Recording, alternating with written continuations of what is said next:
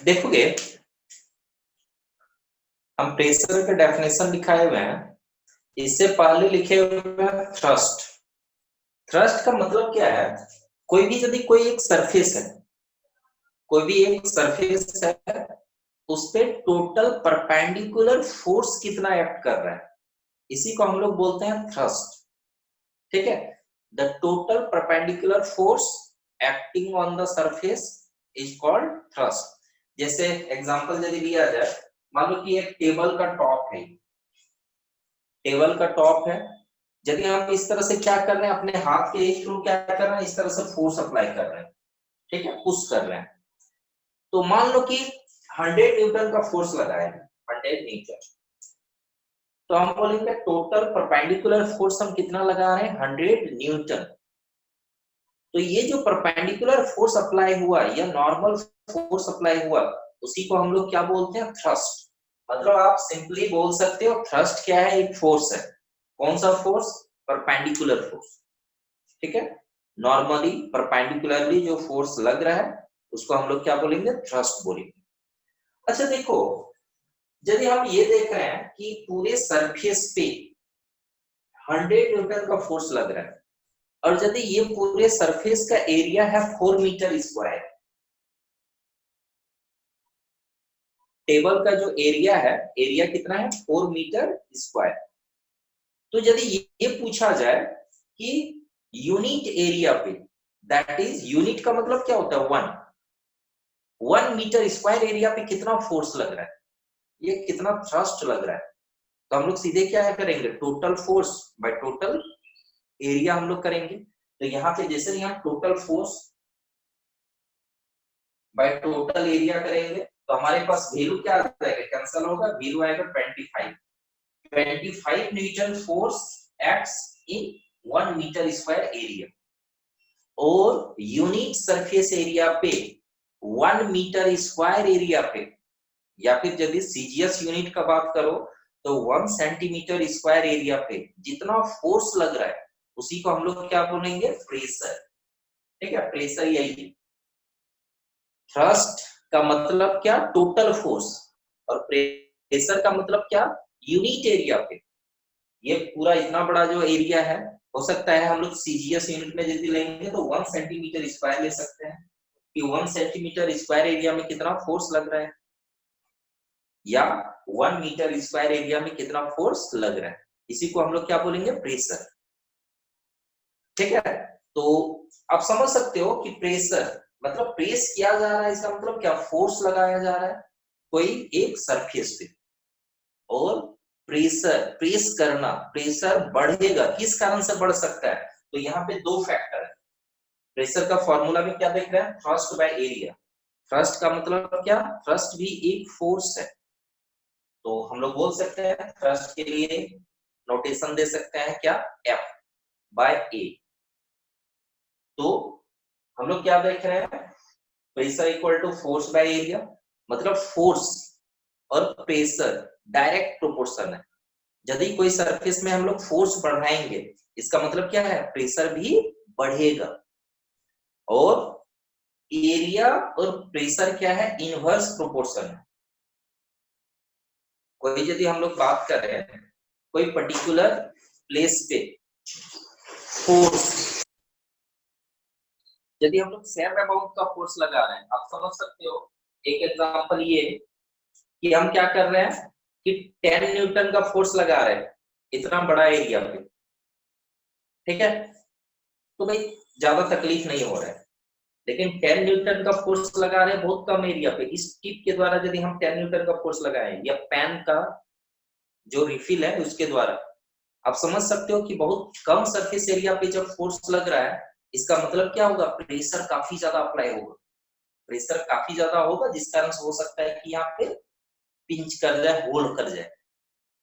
ठीक है, मतलब यदि फोर्स कांस्टेंट रख के बात करें, एरिया ज्यादा है तो प्रेशर कम, और एरिया यदि कम हो गया तो प्रेशर क्या होगा, ज्यादा होगा। तो यही चीज इसलिए डिनोमिनेटर में लिखा गया है। जब भी हम लोग कोई चीज डिनोमिनेटर में लिखते हैं, इसका मतलब क्या है, इनवर्स प्रोपोर्शन। प्रेशर और एरिया क्या है, एक दूसरे का इनवर्स प्रोपोर्शन है। ठीक है, तो यहां तक समझ गए। हाँ, इसमें और एक चीज है, थ्रस्ट का मतलब क्या, एक फोर्स है, और फोर्स एक वेक्टर क्वांटिटी, और चूंकि ये एक फोर्स है, इसका एसआई यूनिट क्या होगा, न्यूटन। प्रेशर एक स्केलर क्वांटिटी है। ठीक है, याद रखना है कि प्रेशर क्या है, एक स्केलर क्वांटिटी है, इसमें डायरेक्शन नहीं देखा जाता है। ठीक है, डायरेक्शन का कोई यूज नहीं है। और इसका एसआई यूनिट क्या है, पास्कल। ठीक है, इसका एसआई यूनिट पास्कल है, एक साइंटिस्ट के ही नाम पे दिया गया है, पास्कल।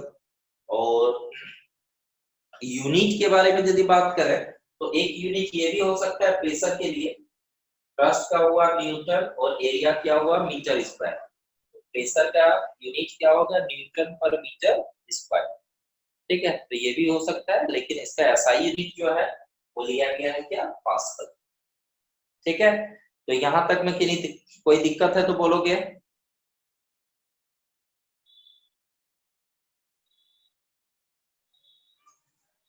इसमें कोई दिक्कत, शुभजीत जवाब दोगे, स्क्रीनशॉट ले लीजिए, और कहीं दिक्कत है तो बताओ।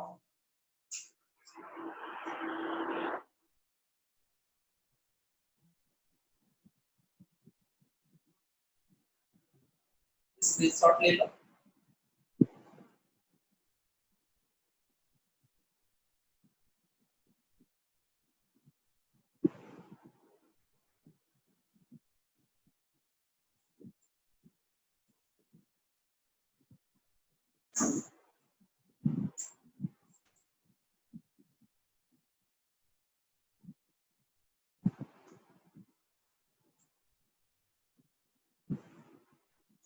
ये समझ गए हो, कहीं पे दिक्कत है।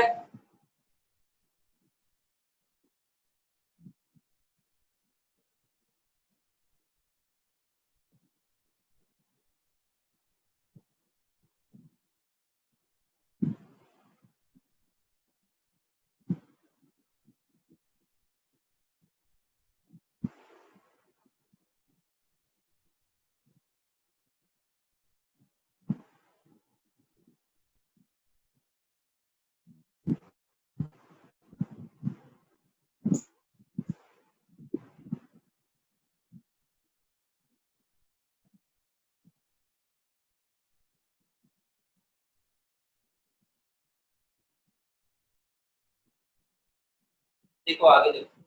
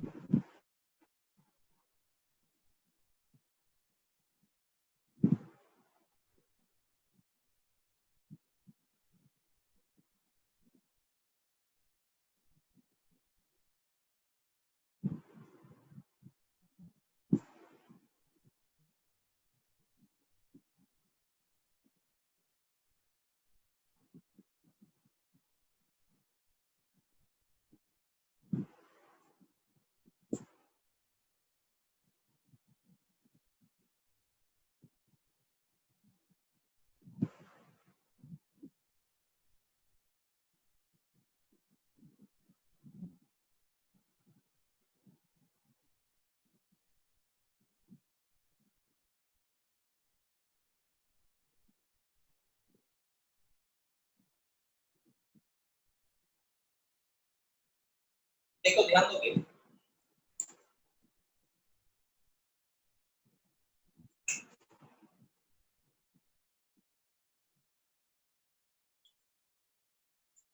अब जो प्रेशर जो हम लोग डेफिनेशन पढ़े, उसी पर बेस्ड कुछ एप्लीकेशन हम लोग जानने वाले हैं। तो एक क्वेश्चन है और आप लोग के बुक में टॉपिक भी दिया हुआ है, railway tracks have sleepers, why?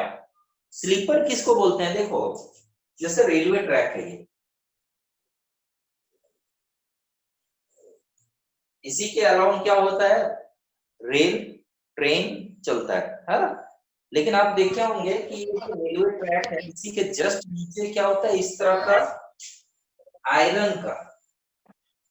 Iron का बना हुआ इस तरह का स्लीपर्स वगैरह होता है।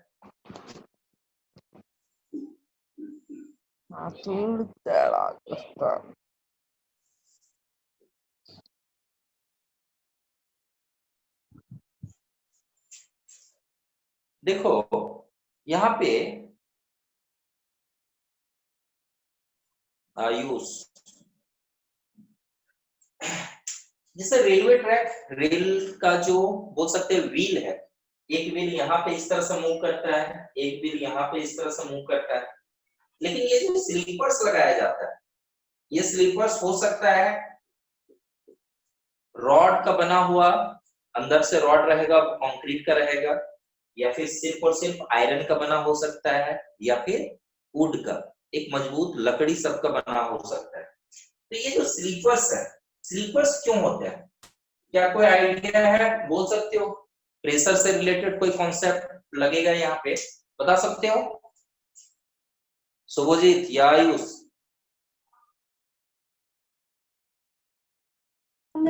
से सस्ता पड़ता है और क्या, वही 1200-1500 में हो जाता है।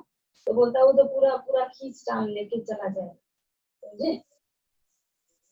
देखो क्या है, लेता है पूरा, वो पैक डाल के पूरा खींच के चला जाता है। तो मतलब ठीक है, तो हमको वही जाना पड़ेगा गुरुग्राम के पास, जाके बोलना पड़ेगा। और 1200 को चेक देना पड़ता है, चेक जाके वहाँ धनबाद वो लोग जाते रहता है, धनबाद में नगर निगम है ना, तो धनबाद कौन नगर निगम जाके जमा कर देता है और वो लोग भेजता है, समझे?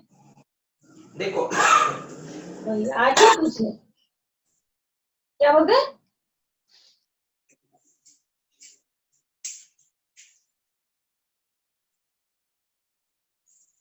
देखोगे रेलवे ट्रैक में ये जो स्लीपर्स है, क्यों स्लीपर्स लगाया जाता है? ताकि एरिया को बढ़ाया जा सके। जैसे ध्यान देना, आपके पास प्रेशर का फॉर्मूला है क्या, pressure equal to force by area. यदि एरिया ज्यादा होगा तो प्रेशर क्या होगा, कम होगा। मान लो सिर्फ रेलवे ट्रैक यदि रहता है, ट्रेन जो है रेलवे ट्रैक पर यदि मूव करता है, रन करता है, तो इतना ज्यादा इसका वेट होता है कि रेलवे ट्रैक क्या होगा, हर एक बार जमीन में सिंक कर जाएगा, डूब जाएगा, जमीन के अंदर धंस जाएगा। लेकिन ये स्लीपर्स होने के कारण क्या है, जो जितना फोर्स लग रहा है नीचे की ओर, ट्रेन का पूरा वेट जो है सिर्फ ट्रैक पे एक्ट नहीं कर रहा है, वो क्या क्या क्या है, स्लीपर पे भी एक्ट कर रहा है, जिस कारण से एरिया बढ़ रहा है। और एरिया के बढ़ने के कारण क्या है, एरिया जब ज्यादा होगा तो प्रेशर क्या होगा, कम होगा। और जब प्रेशर कम एक्ट करता है तो इजिली क्या होता है कि ट्रेन जो है वो मूव करता है, कहां पे, ट्रैक पे। समझ रहे हो? कोई दिक्कत इसमें? No sir. चलिए ठीक है, चलिए इसको दिखा देते हैं। इसी से रिलेटेड और भी कुछ एग्जांपल्स हो सकता है। देखोगे जो बॉर्डर वगैरह जो टैंक होता है, टैंक वही मिसाइल्स क्या बोलते हैं हम, बारूद वगैरह दागने वाला टैंक, उसमें क्या व्हील होता है कि क्या होता है, उसको चलने के लिए, मूव करने के लिए कैसा होता है, व्हील होता है कि कोई बेल्ट जैसा होता है, क्या होता है उसमें?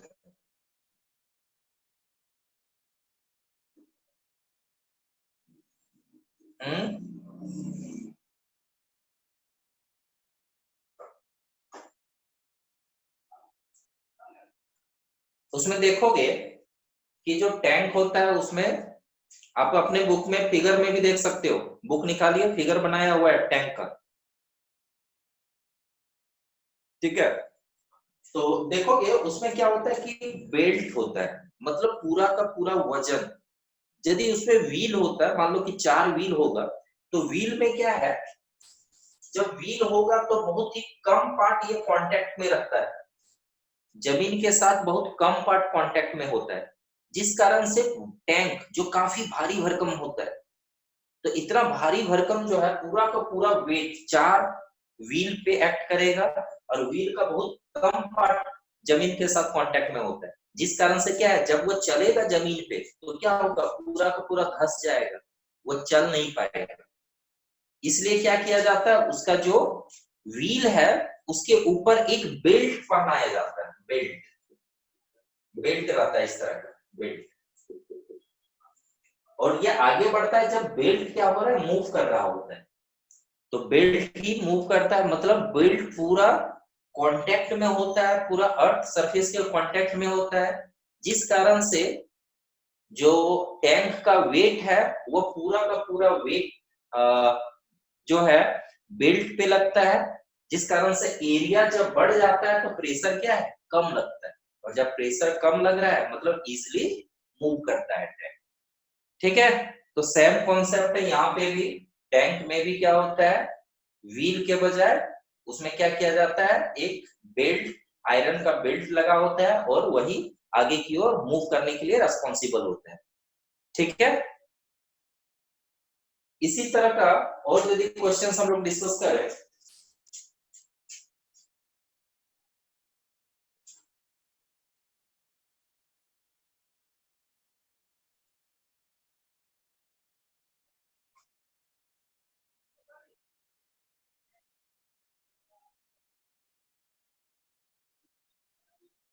सपोज जो आप बैग, स्कूल बैग जो है जिसमें बुक वगैरह कैरी करके ले जाते हो, उसका स्ट्रिप, इसका जो स्ट्रैप होता है वो ब्रॉड होता है, बैग है ये, सपोज ये बैग है, और इसका जो स्ट्रैप बना होता है ये क्या होता है, काफी ब्रॉड होता है, चौड़ा होता है, इस तरह काफी ब्रॉड होता है ये स्ट्रैप। अच्छा, यदि हम इसका विड्थ काफी कम कर देंगे, रस्सी जैसा यदि कर दें, तो क्या होगा, क्या प्रॉब्लम होगा?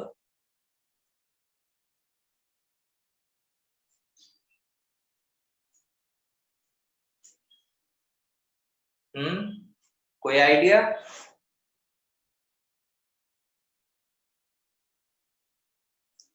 यदि इसके स्टेप का विड्थ यदि बहुत कम होगा तो क्या प्रॉब्लम होगा, क्या बोल, बताओ।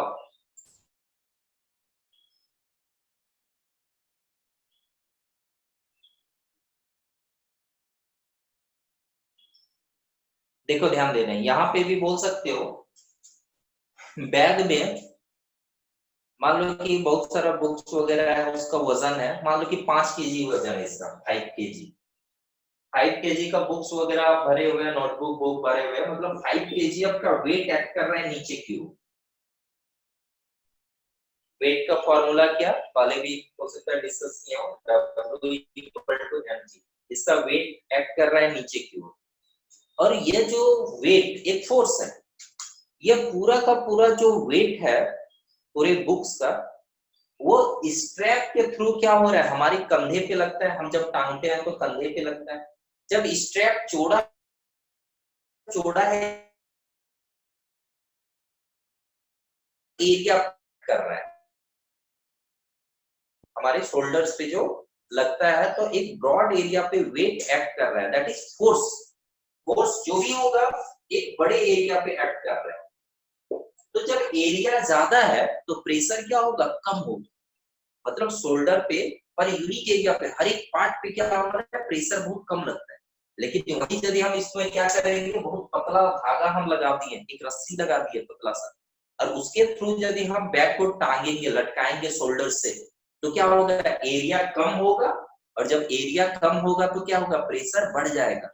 प्रेशर बढ़ेगा तो यदि हम बैग टांगते भी हैं, एक रस्सी से टांगते तो क्या होगा, चुभेगा यहाँ, एरिया जब कम होगा तो प्रेशर क्या होगा, ज्यादा होगा, इस कारण से कैरी करने में या फिर उसको शोल्डर्स में लटका के हैंग करके मान लो कि मूव करने में क्या होगा, दिक्कत होगा।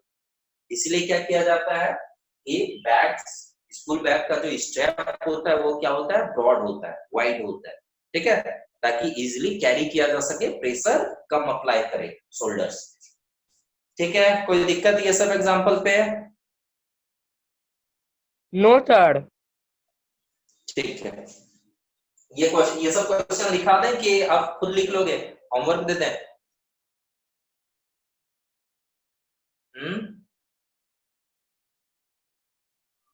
क्या बोलो? देखो, और भी कुछ एग्जाम्पल है।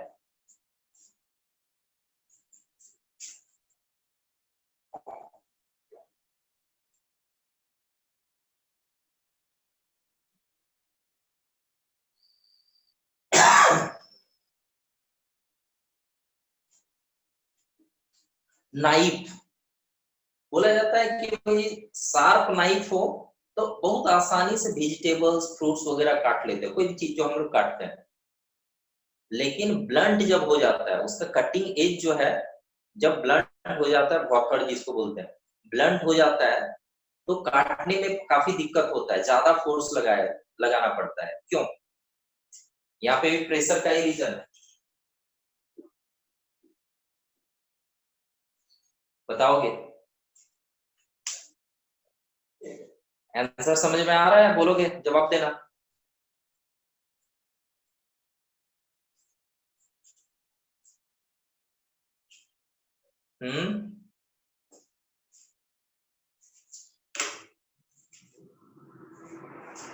देखो, ध्यान दोगे, जब भी नाइफ जब शार्प होता है, इसका मतलब उसका कटिंग एज का एरिया क्या होता है, बहुत कम होता है।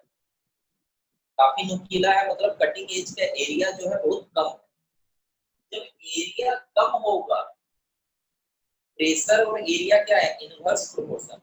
एरिया कम होगा तो प्रेशर ज्यादा अप्लाई होगा। मतलब जब हम फोर्स लगाएंगे वेजिटेबल्स वगैरह काटने के लिए, तो शार्प नाइफ होने के कारण क्या है, एरिया जब कम होगा तो ज्यादा प्रेशर अप्लाई होता है, तो इजीली कट जाता है।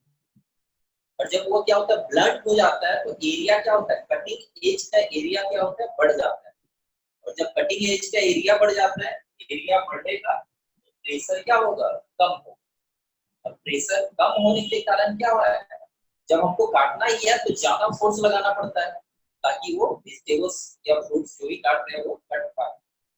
ठीक है, इसीलिए शार्प नाइफ जो है इजीली कट करता है वेजिटेबल्स वगैरह को, और ब्लंट नाइफ जो है काटने में दिक्कत होता है, मतलब ज्यादा फोर्स लगाना पड़ता है। ठीक है, ये है। अब हम लोग चलो देखते हैं लिक्विड प्रेशर। जिस तरह से सॉलिड, कभी भी कोई सॉलिड के थ्रू प्रेशर अप्लाई किया जाता है, उसी तरह से लिक्विड के भी प्रेशर अप्लाई किया जाता है। इससे पहले देखो, इससे पहले चलो हम बात करते हैं, एक एग्जांपल लेते हैं, न्यूमेरिकल प्रेशर से रिलेटेड। देखो क्या है,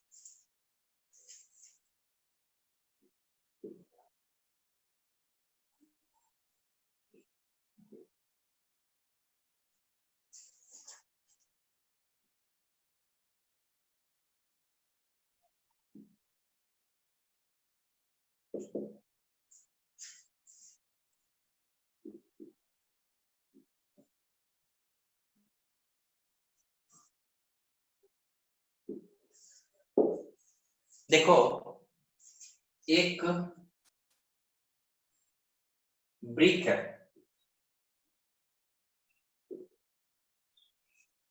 एक ब्रिक है, डायमेंशन दिया हुआ है 30 सेंटीमीटर, 20 सेंटीमीटर एंड 10 सेंटीमीटर।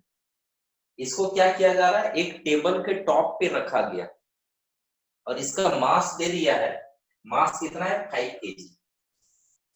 ठीक है, तो मास जब 5 केजी है मतलब फोर्स नीचे की ओर जो लगेगा वो फोर्स क्या होगा, वेट होगा, ऑब्जेक्ट का वेट।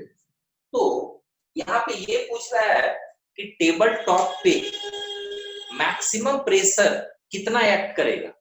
मतलब आपको ये भी बताना होगा कि ब्रिक को, ईंट को किस तरह से रखा जाएगा, इस तरह से रखा जाएगा या ऐसे इस तरह से खड़ा कर देंगे या ऐसे रखेंगे, या ऐसे रखेंगे।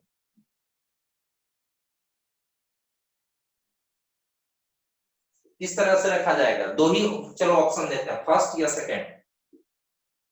कैसे रखा जाएगा ब्रिक को टेबल पे ताकि ज्यादा प्रेशर एक्ट करे, बताओगे?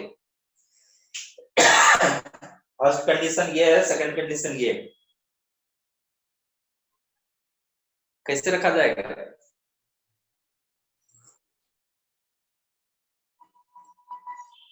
बोलो।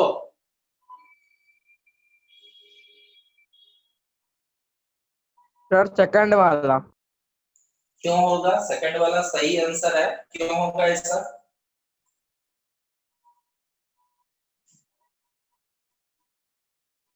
बताओ। सर क्यू की 5 केजी इंटू 5 केजी इंटू 9। इसका वेट हो जाएगा, वेट यदि हम बोलेंगे 50 न्यूटन, चलो वेट हम निकाल दिए mg 5 into 10 50 न्यूटन।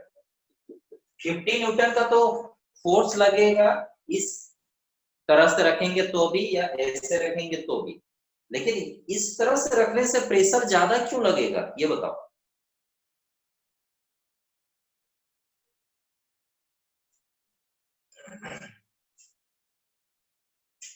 हम्म,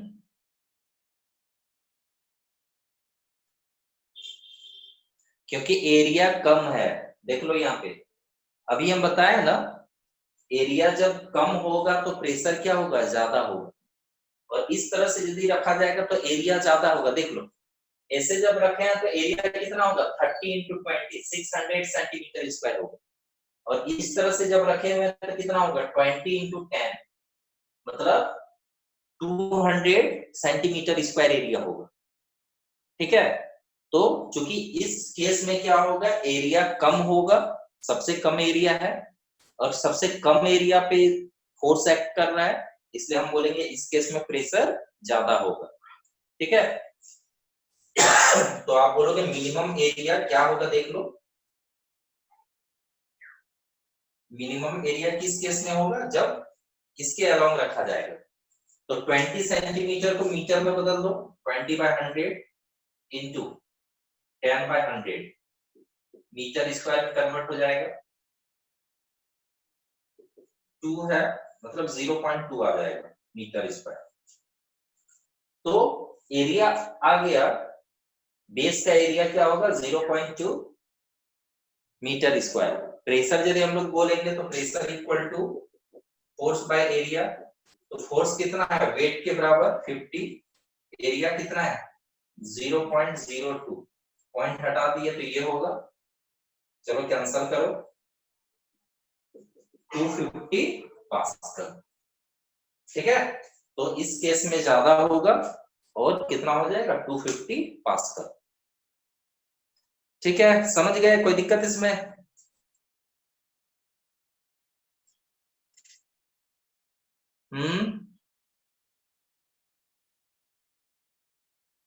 ठीक है, स्क्रीनशॉट ले लो इसका।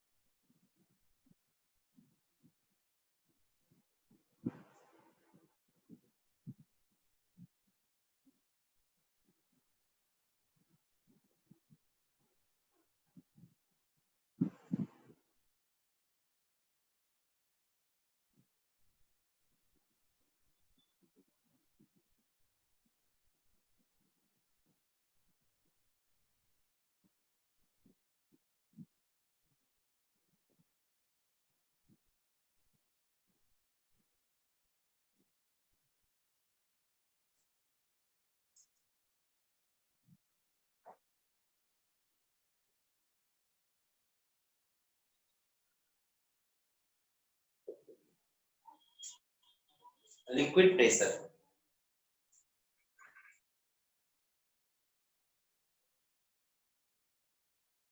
If a liquid is kept in a container, it exerts pressure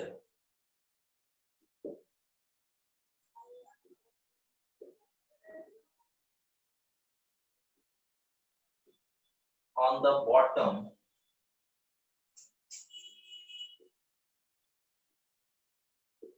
as well as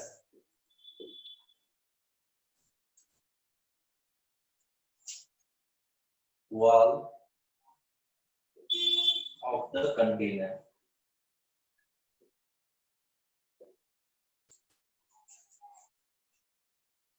which is known as liquid pressure.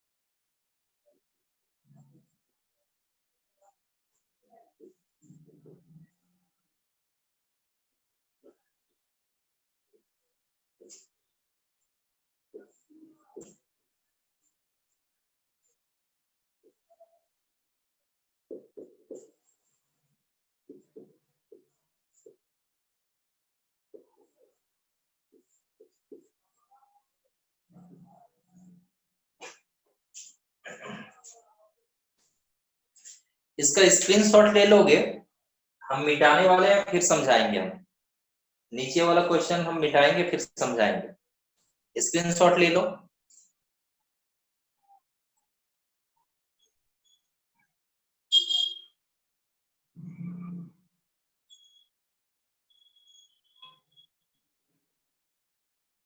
ले लिए सर।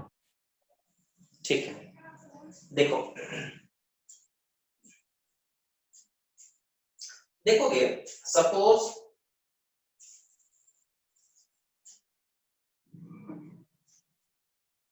कोई एक कंटेनर,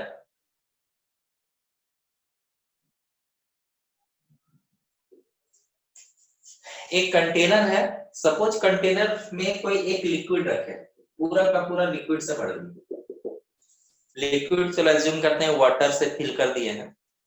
तो देखो ये जो वाटर है कंटेनर के अंदर, तो हम लोग बोल सकते हैं ना यूनिक सरफेस एरिया पे, यहाँ पे ये unique surface area 1 centimetre square area, 1 centimetre square जो एरिया है, इसके ऊपर जितना भी लिक्विड है, मतलब लिक्विड कॉलम एक एज्यूम कर सकते हैं, एक सिलिंड्रिकल शेप का एक लिक्विड कॉलम एज्यूम कर सकते हैं इस तरह से। और ये पूरे लिक्विड कॉलम का वेट, उसका जो वजन है, उसका वेट एक्ट करेगा कहाँ पे, बॉटम पे। मतलब यूनिट सरफेस एरिया पे जो वेट लग रहा है, मतलब एक फोर्स लग रहा है, तो हम लोग बोल सकते हैं ना यूनिट सरफेस एरिया पे जो फोर्स लग रहा है उसी को हम लोग क्या बोलेंगे, प्रेशर। याद करना, प्रेशर का डेफिनेशन क्या सीखे, force, perpendicular force acting on unit area is known as pressure. मतलब यूनिट सरफेस एरिया पे जो फोर्स लग रहा है यहाँ पे हम लोग प्रेशर बोलेंगे। तो यहाँ पे ये जो प्रेशर एक्ट कर रहा है, मतलब बॉटम पे जो प्रेशर एक्ट कर रहा है, किसके द्वारा एक्ट किया जा रहा है, लिक्विड के द्वारा। तो इसी को हम लोग बोलते हैं लिक्विड प्रेशर।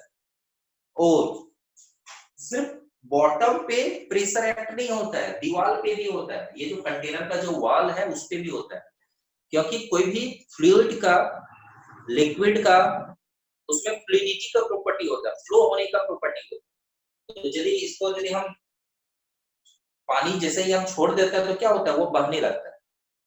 तो उसमें फ्लो होने का जो प्रॉपर्टी है, पार्टिकल्स मूव करना चाहता है, ठीक है।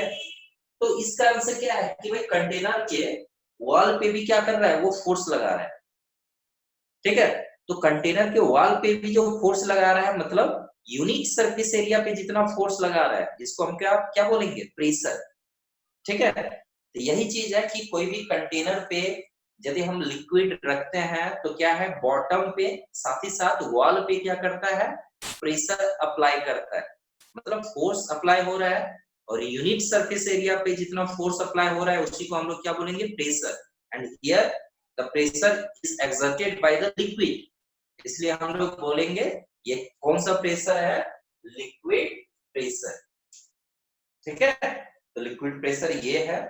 लिक्विड प्रेशर तीन चीजों पे डिपेंड करता है, तीन फैक्टर, ठीक है। सॉलिड में जो प्रेशर का बात की है, दो फैक्टर पे डिपेंड कर रहा था, फोर्स और एरिया। और यहाँ पे लिक्विड प्रेशर जो है वो तीन फैक्टर पे डिपेंड कर रहा है। लिक्विड प्रेशर इक्वल टू, एक फॉर्मूला है देखोगे, एच रो जी, ये रो पढ़ते हैं हम लोग, ये एक सिंबल है जिसको हम लोग रो पढ़ते हैं, डेंसिटी के लिए यूज किया जाता है, ठीक है। तो तीन चीजों पे डिपेंड कर रहा है। एच, एच का मतलब हाइट ऑफ लिक्विड कॉलम। यदि हम बॉटम में ले रहे हैं, मतलब लिक्विड कॉलम का हाइट इतना है, यदि हम इस जगह पे लेंगे, इस जगह पे लेंगे तो लिक्विड कॉलम का हाइट कौन सा लेंगे, ऊपर की ओर। इसका मतलब ऊपर में प्रेशर कम एक्ट करेगा, जैसे जैसे नीचे की ओर आएंगे प्रेशर क्या होगा, बढ़ेगा। क्यों, हाइट ऑफ लिक्विड कॉलम जो है जितना है, यदि और बढ़ा है तो प्रेशर भी बढ़ेगा, और बढ़ा है प्रेशर बढ़ेगा। इनडायरेक्टली बोल सकते हो डेप्थ, डेप्थ जितना ज्यादा बढ़ेगा उतना ज्यादा लिक्विड प्रेशर बढ़ेगा, ठीक है। तो पहला फैक्टर, इसका एक एग्जांपल भी हम लोग देखेंगे, जितना भी हम फैक्टर बता रहे हैं उसका एग्जांपल भी बताएंगे हम। पहला फैक्टर क्या बोले, हाइट ऑफ लिक्विड कॉलम। दूसरा फैक्टर है डेंसिटी। याद करना, डेंसिटी के बारे में आप जान चुके हो, डेंसिटी ऑफ एनी सॉलिड या लिक्विड। डेंसिटी का मतलब क्या, मास per unit volume. Unit volume में मान लो कि 1 सेंटीमीटर क्यूब का जो वॉल्यूम है उसमें मास कितना है। यदि हम लोग वाटर लेंगे तो डेंसिटी जितना है, यदि हम लोग ऑयल ले लिए तो डेंसिटी थोड़ा कम मिलेगा। इस कारण से ऑयल क्या होता है, वाटर के ऊपर वो फ्लोट करता है, तैरता है, हल्का होता है। तो दूसरा फैक्टर है density, density of the liquid. तीसरा फैक्टर है एक्सेलरेशन ड्यू टू ग्रेविटी, मतलब अर्थ का जो ग्रेविटेशनल पुल फोर्स है उसके कारण जो ऑब्जेक्ट अपना वेलोसिटी चेंज करता है, जिसको हम लोग बोलते हैं एक्सेलरेशन ड्यू टू ग्रेविटी। इस पे भी डिपेंड करेगा, एक्सेलरेशन ड्यू टू ग्रेविटी, ठीक है। तो ये तीन फैक्टर है जिसपे लिक्विड प्रेशर डिपेंड करता है। तो एक फॉर्मूला के तौर पर आपको याद रखना है, लिक्विड प्रेशर का फॉर्मूला क्या है, एच रो जी। एच का मतलब डेप्थ बोल सकते हो, रो का मतलब डेंसिटी, और जी का मतलब एक्सेलरेशन ड्यू टू ग्रेविटी। कोई दिक्कत यहां तक में?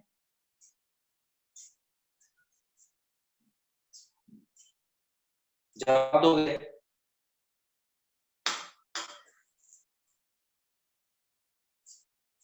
No sir. चलो ठीक है, ठीक है, स्क्रीनशॉट ले लिए हो ना?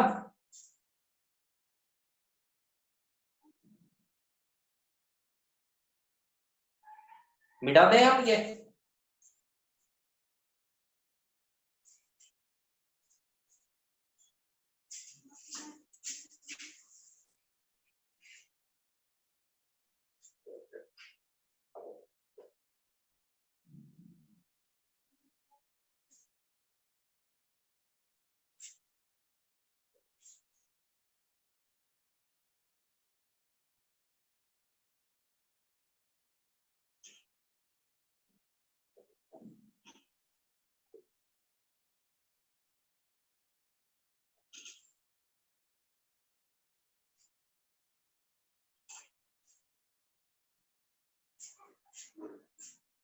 देख, पहला फैक्टर पे आते हैं, liquid pressure is directly proportional to height of liquid column या डेप्थ। तो इसका डेमोन्स्ट्रेशन देखो, क्वेश्चन ये भी दे सकता है, how will you prove that liquid pressure increases with the increase of depth. जितना ज्यादा डेप्थ बढ़ेगा उतना ज्यादा लिक्विड प्रेशर भी बढ़ेगा। कैसे प्रूफ हो सकता है, देखोगे।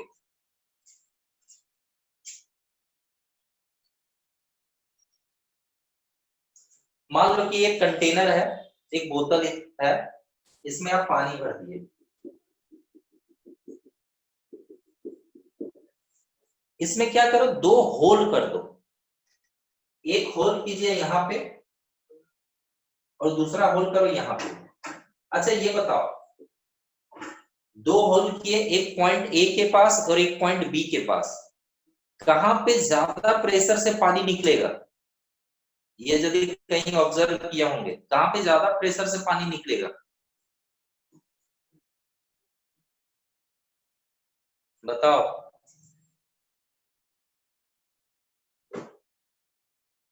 देखो, इस तरह से आप फील किए होंगे कि यहाँ पे होल किया तो हो सकता है पानी इस तरह से गिर रहा है। नीचे जितना ज्यादा हम होल करेंगे, पाओगे कि पानी कुछ ज्यादा दूर जाके गिर रहा है। मतलब यहाँ पे जब पानी, यहाँ से जो पानी गिर रहा है इसलिए ज्यादा प्रेशर के साथ गिर रहा है, ज्यादा प्रेशर के साथ ये गिर रहा है। मतलब हम लोग देख रहे हैं ना कि यहाँ पे डेप्थ कितना है। मान लो कि यहाँ पे डेप्थ है 5 सेंटीमीटर और यहाँ पे डेप्थ कितना है, सपोज 20 सेंटीमीटर। तो हम लोग क्या देख रहे हैं, डेप्थ जितना ज्यादा होगा उतना ज्यादा लिक्विड प्रेशर बढ़ेगा। इस एक्सपेरिमेंट से हम लोग समझ सकते हैं कि डेप्थ बढ़ने के साथ साथ क्या होता है, लिक्विड बढ़, यहाँ पे और यहाँ पे क्या होगा, ज्यादा होगा। यहाँ से यहाँ तक का लिक्विड का कॉलम हम लोग ले, ठीक है, समझ गए भैया? It means liquid pressure increases with the increase of depth. कोई दिक्कत इसमें?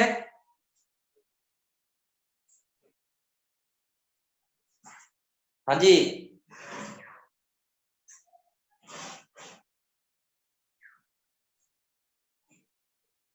चलो ठीक है। देखो नेक्स्ट एग्जांपल, नेक्स्ट जो हम बताए हुए तो उसका डिमोन्स्ट्रेशन देखते हैं। Density, liquid pressure is directly proportional to density. Density के डायरेक्ट प्रोपोर्शन कैसे है?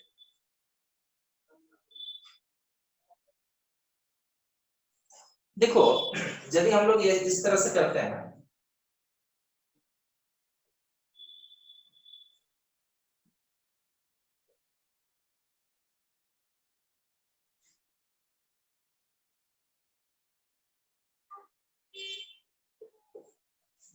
दो सेम कंटेनर लिए, होलो सिलेंडर है, ये ऊपर भी खुला है और नीचे भी खुला है, लेकिन नीचे वाला जो बेस है इसको हम लोग बैलून से स्ट्रेचेबल मेम्ब्रेन हम इसमें बांध दिए, स्ट्रेचेबल मेम्ब्रेन हम बांध दिए इस तरह से, एक बैलून स्ट्रेच होने वाला हम बांध दिए। अब क्या करते हैं, दोनों में सेम वॉल्यूम का लिक्विड डाल रहे हैं। मान लो कि एक में इंसर्ट कर रहे हैं, इसमें डाल रहे हैं वाटर और एक में डाल रहे हैं मरकरी। तो यदि इस तरह से हम लोग डालते हैं 1 लीटर एक में वाटर डाल दिया और 1 लीटर मरकरी डाल, तो आप पाओगे कि वाटर जो है ये इस तरह से दिखेगा। इसका बेलो जो नीचे की ओर फोर्स लग रहा है पानी का और इस तरह से दिखेगा। लेकिन जिसमें मरकरी हम डाले हुए हैं तो वो आप देखोगे कि कुछ बड़ा पार्ट हो गया है। मतलब क्या है कि मरकरी जो है, मरकरी का डेंसिटी बहुत ज्यादा होता है, वो भारी होता है। जब भारी है मतलब क्या हो रहा है कि वो ज्यादा फोर्स अप्लाई कर रहा है। 1 लीटर यदि हम लोग वाटर लेंगे, इसका जितना वेट होगा, मरकरी का वेट क्या होगा, कहीं ज्यादा होगा, जिस कारण से ये ज्यादा फोर्स अप्लाई कर रहा है, मतलब प्रेशर यहाँ पे ज्यादा अप्लाई हो रहा है। तो यहाँ पे यदि हम लोग देखें कि लिक्विड प्रेशर यदि यहाँ पे ज्यादा अप्लाई हो रहा है, तो किस कारण से, क्योंकि मरकरी का डेंसिटी ज्यादा है किसके कंपैरिजन में, वाटर के कंपैरिजन। तो हम लोग बोल सकते हैं इस एक्सपेरिमेंट के थ्रू कि डेंसिटी यदि बढ़ेगा तो लिक्विड प्रेशर भी क्या होगा, बढ़ेगा। ठीक है, तो ये 2 फैक्टर हम लोग जाने। यदि हम लोग डेप्थ बढ़ाते हैं तो प्रेशर बढ़ेगा, जितना ज्यादा डेप्थ होगा उतना ज्यादा लिक्विड प्रेशर होगा। इस तरह से सबसे ज्यादा लिक्विड प्रेशर कहाँ पे होगा, बॉटम पे।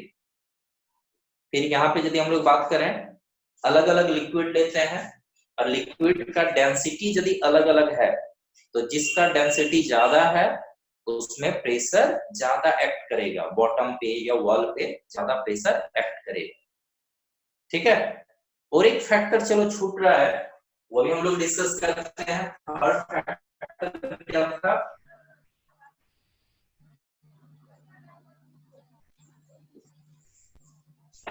Acceleration due to gravity. देखो, एक्सेलरेशन ड्यू टू ग्रेविटी का जो वैल्यू है अर्थ सरफेस पे, ये कितना है, जी का वैल्यू है 9.8 मीटर पर सेकेंड स्क्वायर, जिसको हम लोग सुविधा के लिए अप्रोक्स ले लेते हैं 10। और मून पे यदि जाया जाए तो मून अर्थ के कंपैरिजन में इसका साइज छोटा है, रेडियस छोटा है, वहां पे जो ग्रेविटेशनल फोर्स है, ग्रेविटेशनल पुल फोर्स जो है वो कम होता है, जिस कारण से एक्सीलरेशन ड्यू टू ग्रेविटी का जो वैल्यू है वो कम होगा। और वहां पे जी का जो वैल्यू होगा मून में, वो लगभग इतना होता है 1.6 मीटर पर सेकेंड स्क्वायर। मतलब अर्थ पे जितना है उसका 1/6 होता है। या इसका अपोजिट यदि बोला जाए तो gravitation, acceleration due to gravity moon पे जितना होगा उसका 6 टाइम्स होता है। यहाँ पे इसका 6 टाइम्स लगभग करोगे तो ये आएगा 16 6 या 96 होता है अप्रोक्स। तो बोल सकते हो कि यहाँ पे 6 टाइम्स है। तो मून पे जब जाएंगे तो वहां पे यदि वहां पे ऑब्जर्व यदि किया जाए तो वहां पे एक्सेलरेशन ड्यू टू ग्रेविटी कम है, तो वहां पे ग्रेविटेशनल पुल फोर्स जब कम है तो लिक्विड जो नीचे की ओर जो फोर्स लगाएगा अपने वेट के कारण, वो फोर्स भी क्या होगा, कम होगा। तो हम लोग समझ सकते हैं कि यदि एक्सेलरेशन ड्यू टू ग्रेविटी यदि वैरी करेगा तो लिक्विड प्रेशर भी क्या होगा, वैरी करेगा। ठीक है, तो ये 3 फैक्टर है जिस पर लिक्विड प्रेशर डिपेंड करता है। ठीक है, तो इसमें यदि किन्हीं को कोई डाउट है तो बताओ। एक एटमॉस्फेरिक प्रेशर छूट रहा है, नेक्स्ट क्लास में डिस्कस कर लेंगे हम लोग। और इससे रिलेटेड जो होम क्वेश्चंस है वो बनाओगे अपने बुक से, यही होमवर्क है। लिक्विड प्रेशर में कोई दिक्कत है तो बताओगे।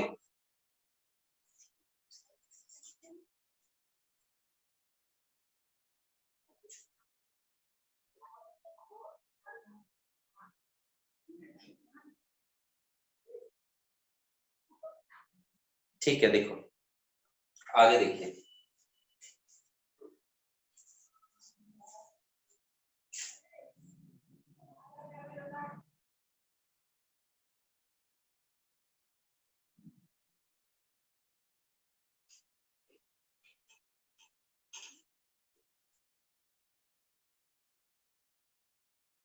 एक क्वेश्चन ये भी लिखा देते हैं, सॉलिड में जो प्रेशर है किन किन चीजों पे डिपेंड करता है ना। ये लास्ट क्वेश्चन, नेक्स्ट डे हम लोग एटमॉस्फेरिक प्रेशर डिस्कस करेंगे।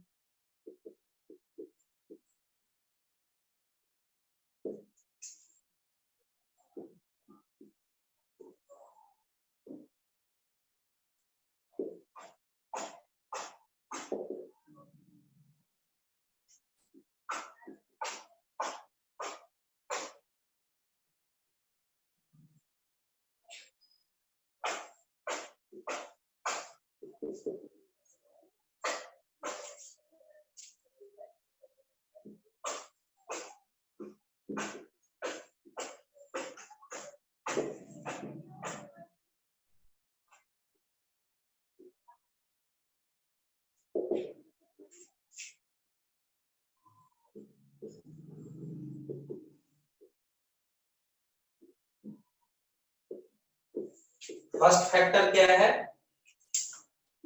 फर्स्ट फैक्टर बोल सकते हो, क्योंकि प्रेशर इक्वल टू क्या है, फॉर्मूला क्या है, फोर्स बाय एरिया। तो बोलोगे अप्लाइड फोर्स पे और area on which the force act.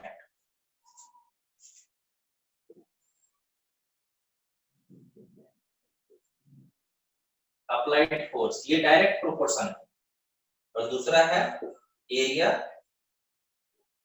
On which force acts, ये इनवर्स प्रोपोर्शन।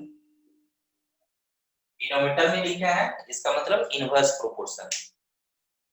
ठीक है, स्क्रीनशॉट ले लीजिए। नेक्स्ट क्लास में हम लोग एटमॉस्फेरिक प्रेशर पढ़ लेंगे।